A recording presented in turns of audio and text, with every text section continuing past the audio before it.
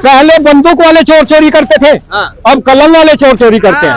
नहीं पढ़ रहा, कागज दिखा, ये दिखा, वो दिखा, और जब सारी चीज दिखा देते हैं फिर कहता है अरे साले कुछ तो दे दे। घंटे काम करते तो फिर उनको नींद कैसे आ रही है जब किसान की जमीन बिक रही है। लहसुन प्याज बोलिया उसने कि मेरे को अच्छे दाम मिलेंगे, और वो अच्छे दाम के चक्कर में उसको उसकी जमीन बिक रही है, हमारी जमीन बिक रही है, और उनको नींद आ गई। अच्छे दिन आए कि नहीं? बुरे दिन आए। अच्छे दिन आए। किसान की कह रहे कि आमदनी दुगनी होगी, नहीं, किसान का खर्चा दुगना हो गया।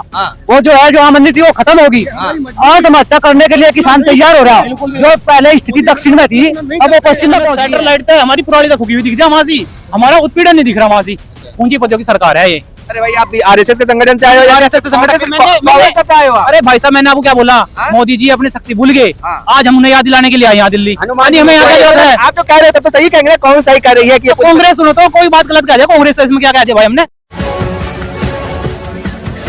सरकार की एक कमी हो रही है सर। सरकार की पहली सरकार जो थी, पहली सरकार तो रात में चोरी होती थी, अब की सरकार में दिन में चोरी होती है।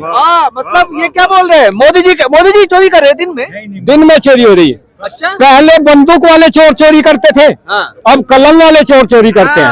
अच्छा, अब की बार देखो नंबर एक बात है, जैसा किसी अधिकारी के पास जाते हैं, अधिकारी से कहते हैं बाबूजी हमारा ये काम कर दो, इस फाइल पे साइन कर दो। भाई साइन तो मैं कर दूंगा, लेकिन 11,000 रुपए लूंगा। भ्रष्टाचार वो हो गई। पहले चोर पिस्तौल दिखा करके कहते थे कि धर दे जो मेरा, अब चोर कहते हैं कलम, और साइन जब करूंगा पहले 11,000 रुपए दो या 21,000 रुपए दो। ये आप सही है, ये सही कह रहे हैं। भ्रष्टाचार बिल्कुल नहीं। सरकार बहुत अच्छी है योगी जी की। मैं योगी जी से दरखास्त करता हूँ कि मान्यवर अब इन भ्रष्टाचारियों को सालों को सस्पेंड कर दो, अंकुश लगाइए इन पर।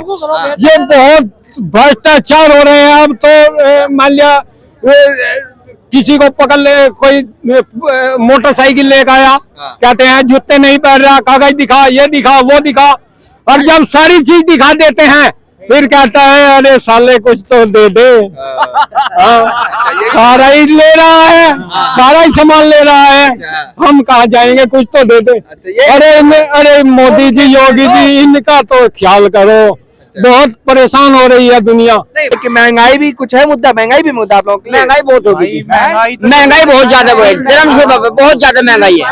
हाँ, महंगाई पे कंट्रोल होना चाहिए, महंगाई पे कंट्रोल होना चाहिए। सरकार इस तरफ ध्यान दे। क्या क्या महंगा हो गया? जैसे जी सारी चीज महंगी होगी। क्या क्या?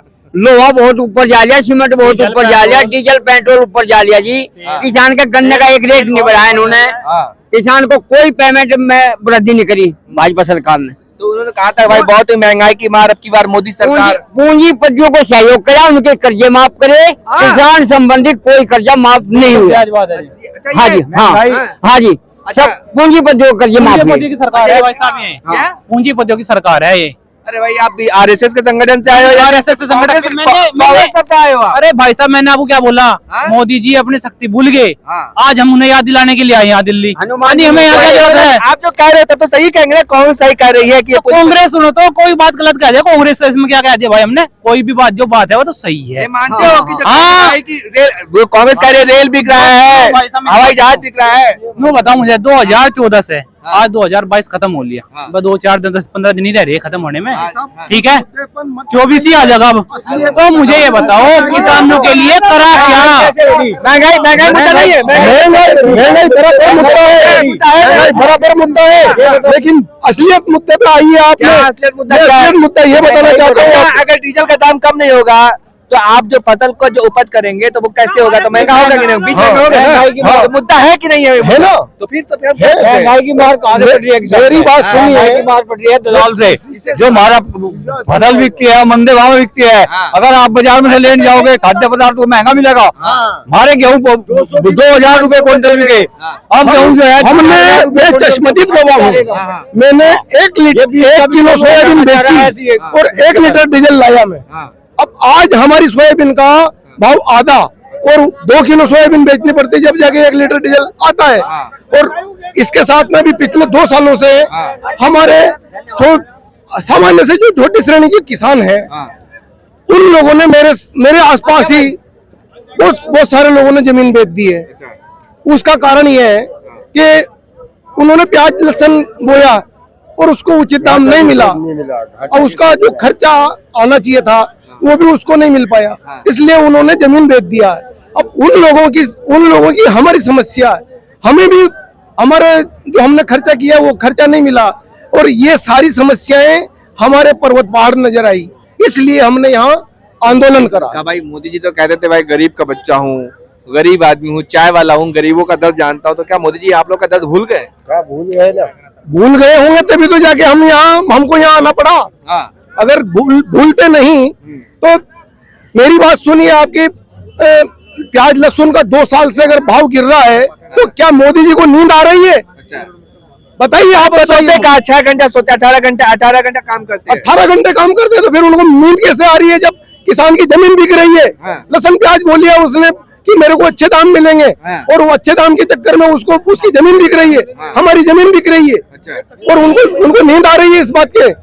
बहुत हुई महंगाई की मार, अब की बार मोदी सरकार अच्छे दिन, नारा याद है कि नहीं? आए कि नहीं? अच्छे दिन आए कि नहीं? बुरे दिन आए, अच्छे दिन आए, नहीं आए, अभी तक तो नहीं आए। भाई साहब अच्छे दिन तो ठीक है, इंसान मर रहा है, इंसान मर रहा है, मर रहा है।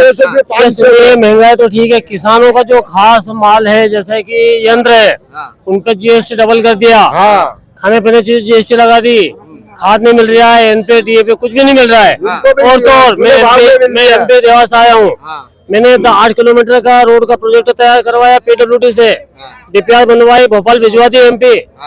इसके बाद भी शिवराज साइन करने को तैयार नहीं है। अच्छा, हाँ, डीपीआर बनवा दी, मैंने कंप्लीट पढ़ा, क्या हस्ताक्षर काम चल जाए, तो उसका भी मैंने निवेदन किया है, वो यहाँ दिया है। तो मतलब क्या कह रहे कि मोदी ठीक काम नहीं कर रहे? कुछ भी नहीं कर रहे, नहीं कर रहे हैं, केवल गुमराह कर रहे हैं। किसान इसमें नहीं है, हम मानते हैं, हम मानते हैं विश्व लेवल पे वो भाई इंडिया को विश्व लेवल पे ले गए, मानते हैं, लेकिन किसान को डूबो दिया।